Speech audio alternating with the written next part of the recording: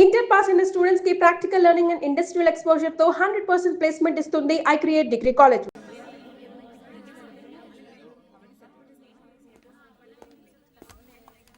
Hello నందు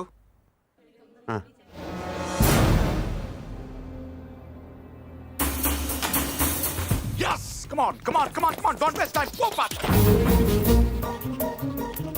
అరే Ravi set okay sir Ravi ఇద్దరిని ఇచ్చిపెట్టి పంపించు అలాగే cover this areas Ravi sir అలాగే ఫస్ట్ ఫ్లోర్కి వెళ్ళి అక్కడ తెచ్చుకో and cover the back yard okay sir sorry Murthy garu sorry for the inconvenience ఏంటి దొరికాడా లేదు సార్ వెనక్కి వెళ్ళెత్తకండి బై మూర్తి గారు మీ ఇంట్లో ఉన్నాడు కుర్రోడు వాడు మీ మనోడు కాదు వాడి పేరు Nandu he's a professional killer opposition leader Shiva Reddy murder కేసులో వాడి కోసం వెతుకుతున్నాడు ఎస్ఐని టీవీ దగ్గర రమ్మని చెప్పు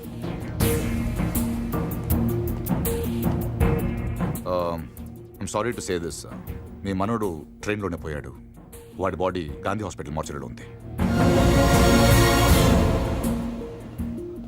ఏంటి దొరకలేదు సార్ నాకు తెలుసు వాడు దొరకడు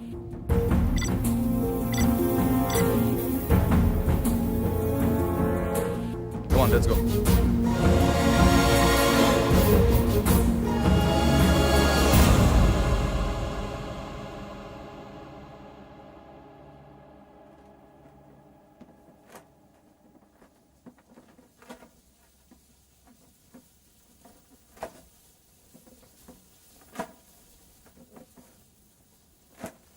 అసలు ఇంట్లో ఉంది మనవాడు కాడో ఎవడో బయట వచ్చి చెప్తే తప్ప తెలుసుకోలేని స్థితిలో ఉన్నాం మనం. వాడు వచ్చాడని ముగ్గులేశారు, వాడు తింటాడని గారెలేశారు, వాడు వారసుడని మా మీద కేకలేశారు. ఇప్పుడు చూడండి నలుగురిలో ఎదవలం అయిపోయాం. అందుకే ఎవడన్నా వస్తే వెంటనే తలుపు తీయడం కాదు, ముందు ఆరాధియాలి. 12 ఏళ్ల తర్వాత అడ్రస్ వెతుక్కుంటూ ఇంటికి వచ్చిన వాడిని పార్దు కాకుండా ఇంకెవరనుకుంటావండి? Post man అనుకోవచ్చుగా. దేవుడి దయ వల్ల 3 పడ్డాక పోలీసులు వచ్చారు. అదే ముందు వచ్చుంటే ఏముంది, తీసేసిన ఆకులు, ఎత్తేసిన కుర్చీలు, పీకేసిన పందిరి, ఆటి పక్కన మన అమ్మాయి.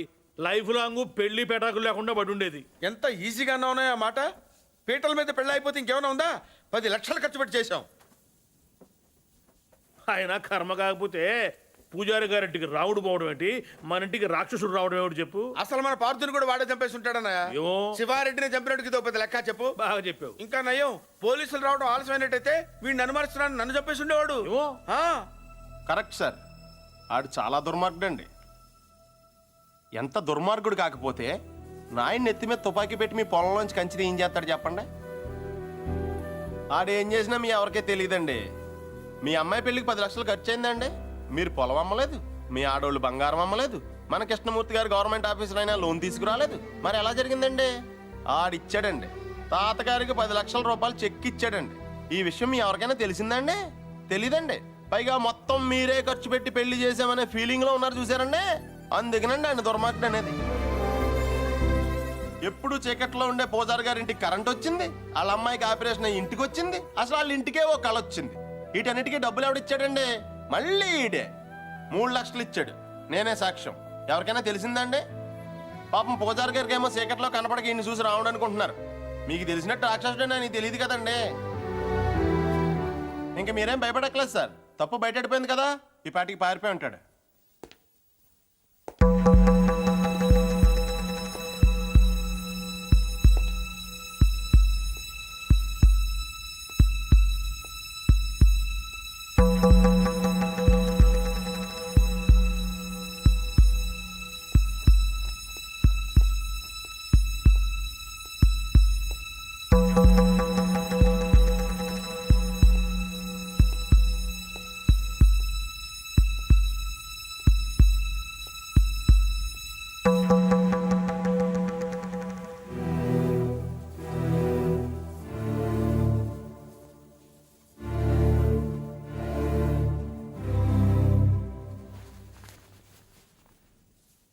నిజం చెప్పే ధైర్యం లేనివాడికి అబద్ధం ఆడే హక్కు లేదు. నాకు ధైర్యం ఉంది. అందుకే పార్థు లేడని నిజం చెప్పడానికి ఇక్కడికి వచ్చాను. కానీ ఆవిని చూశాక పార్థు రాలేడని చెప్పాలనుకున్నాను. మిమ్మల్ని చూశాక ఆ మాట కూడా చెప్పలేకపోయాను. అబద్ధం ఆడాను. అబద్ధం మాత్రమే ఆడాను. మోసం చేయలేదు. రెంట్కి పెద్ద తేడా ఏంటో. నిజం చెప్పకపోవటం అబద్ధం, అబద్ధాన్ని నిజం చేయాలనుకోవటం మోసం. నేను పార్థు అని అబద్ధం చెప్పాను. నేనే పార్థు అవ్వాలని మోసం చేయలేదు. అందుకే ఎవరు అనుమానించినా భరించాను, ఎవరు అవమానించినా సహించాను, ఎవరు ప్రేమించినా తలుంచాను. పోలీసులకు దొరకకుండా తప్పించుకున్నా వెనక్కి తిరిగి రావడానికి కారణం ఒకటే ఈ ఇంట్లో నేను సమాధానం చెప్పాల్సిన మనుషులు ఇద్దరున్నారు. ఒకళ్ళు మీరు, ఇంకొకళ్ళు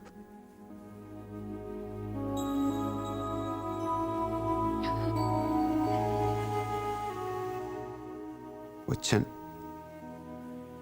చెప్పాను. ఇంకా మీ ఇష్టం.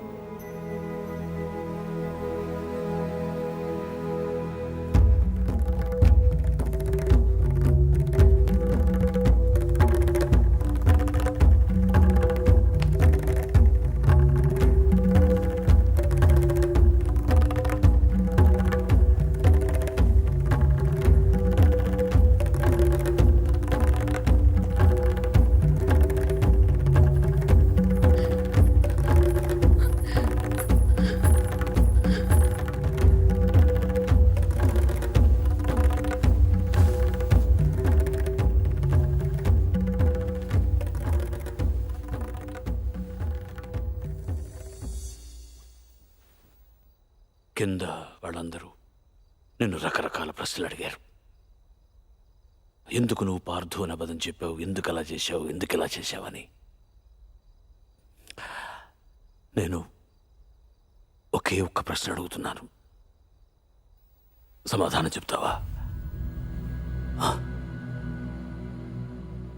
ఎవడో రైల్లో పోలీస్ కాల్పుల్లో చనిపోతే నీ దారిన నువ్వు పారిపోకుండా వాడి ఇల్లు వెతుక్కుంటూ ఇంత దూరం ఎందుకు వచ్చావు? వాళ్ళ పొలం సమస్యల్లో ఉంటే నువ్వెందుకు తీర్చావు? వాళ్ళ పిల్ల పెళ్ళంటే నువ్వెందుకు డబ్బులు ఇచ్చావు? వాళ్ళు తిడితే ఎందుకు పడ్డావు? ఏవి చెయ్యలేని నాలాంటి ముసలాడి ముందు తలంచుకుని మోకాళ్ళ మీద ఎందుకు కూర్చున్నావు? అందుకే నువ్వే పార్థువి, నువ్వే నా పార్థువి. నేను నిన్నేవి అడగను. అడిగితే నా ఇళ్ళంటి మనిషిని ఎలా ఒప్పించావని పొలంలోంచి కంచి తీయించేసిన రోజే నిన్ను అడిగి ఉండాల్సింది. 25 ఏళ్ల వయస్సులో 10 లక్షలు చెక్కిచ్చావంటే ఏం చేస్తున్నావు నువ్వు అని ఆ రోజు నేను అడిగి ఉండాల్సింది. అప్పుడు అడగలేదు, ఇప్పుడు అడిగే అర్హత లేదు.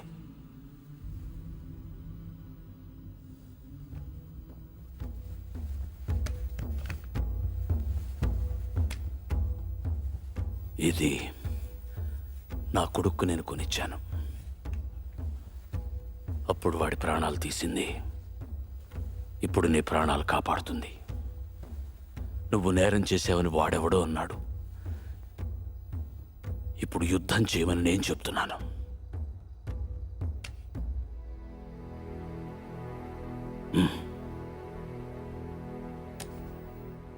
వెళ్ళు, గెలిస్తేరా, కలవకపోతే నువ్వేమైపోయావనే నిజం నాకు తెలియనివ్వకు. ఈ వయసులో నాకు కావాల్సింది అబద్ధాలు నిజాలు కావు, జ్ఞాపకాలు. నీ వల్ల అవి నాకు బోలెడన్నున్నాయి, చాలు.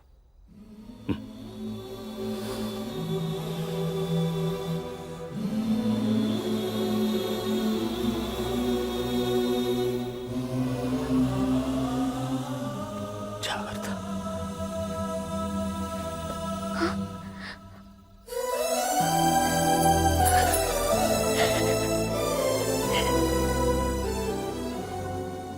నేను వస్తాను.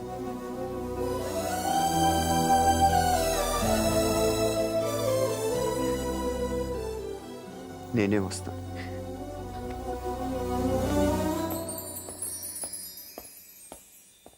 పొజిషన్ ఏంటే బ్రహ్మాండంగా ఉందండి. ఉత్తరాంధ్ర కూడా స్వీప్ అని అంటున్నారు. Sir, phone sir. 30కి దగ్గర 30 అంటే పరుకు మనుషులు సార్. కాదు కానీ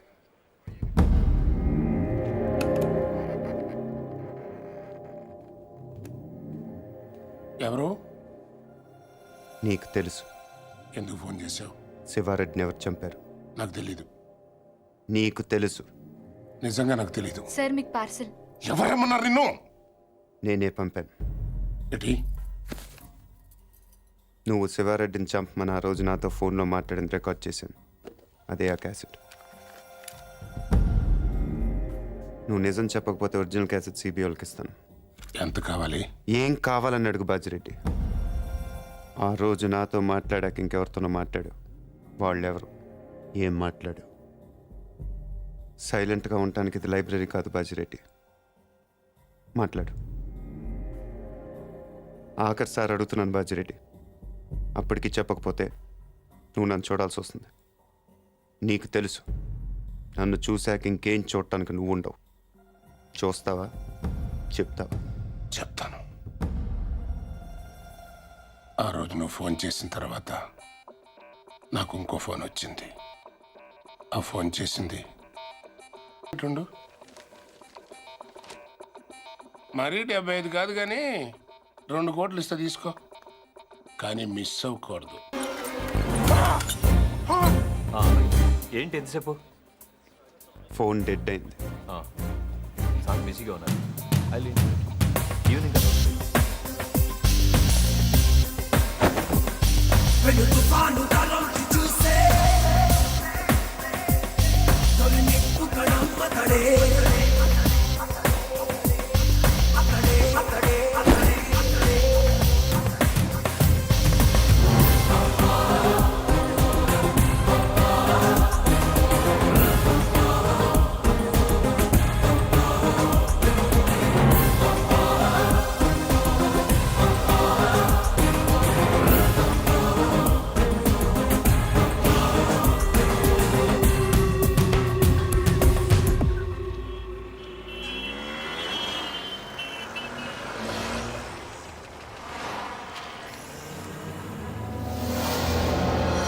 There he is. Come on, get the car, get the car.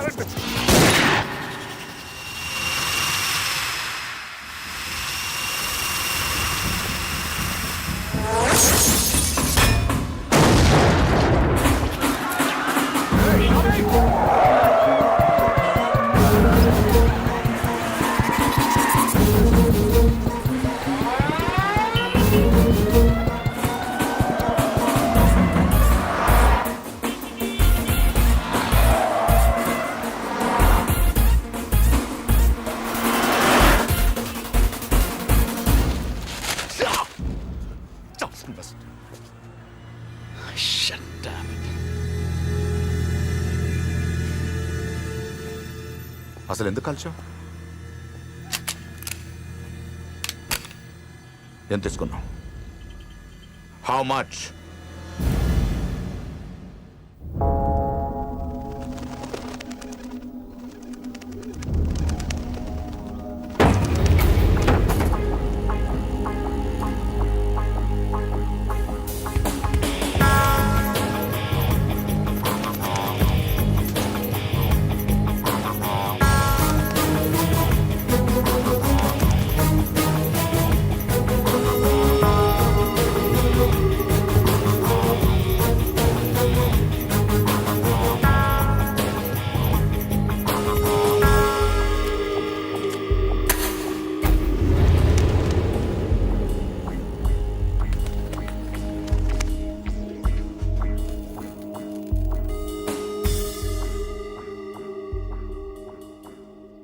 ఎందుకు చేసావు మళ్ళీ? నీ మీద నాకేం కోపం లేదు నందు. అలా నీ ప్రేమ కూడా లేదు. ఇద్దరం కలిసి ఒకరిని చంపేవాళ్ళం, అంతేగాని ఒకళ్ళ కోసం ఒకళ్ళు చచ్చేంత రిలేషనే లేదుగా మన ఇద్దరికి. ఒకళ్ళనొకళ్ళు చంపుకునే అంత గొడవలు కూడా లేవుగా మన ఇద్దరికి. నేను అవే ఆలోచించలేదు నందు. ఎస్కేప్ చేస్తే నువ్వు 50 లక్షలు ఇస్తావు, చంపితే బాజిరెడ్డి 2 కోట్లు ఇస్తాడు. ఓకే, వాడిని చంపి నీ మీద తోసేస్తే నాకు 2.5 వస్తుంది. అంతే, అదొకటి ఆలోచించాను. తప్పు చేసావు మళ్ళీ, తప్పు చేసావు. అసలు మనం చేసేది తప్పు నందు. దాన్ని కరెక్ట్గా చేయాలనుకోవడం